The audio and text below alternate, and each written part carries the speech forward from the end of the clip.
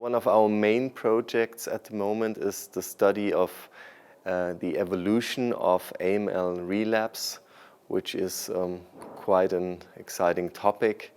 And the challenge is to find the drivers of disease progression. When we do sequencing of AML patient samples, we then look at the clonal architecture, and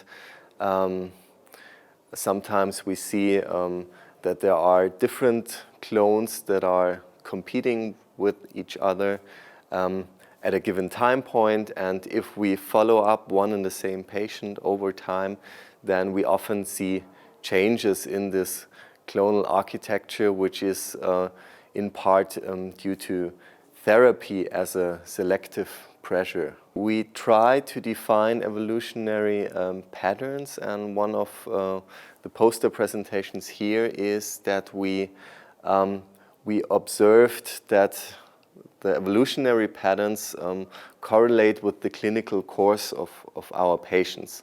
So, for example, whenever a patient gains mutations during the course of disease, then this correlates with a later relapse. And so we don't know for sure, but what we think that this means is that the leukemia cells need to acquire additional mutations in order to become therapy resistant.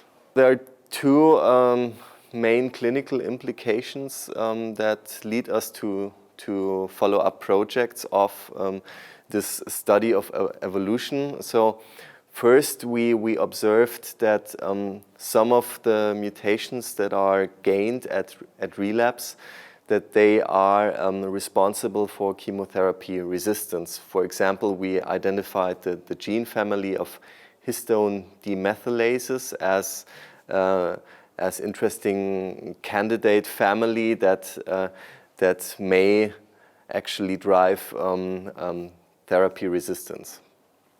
And second, we are in some cases able to detect the relapse drivers already at diagnosis at a very low level.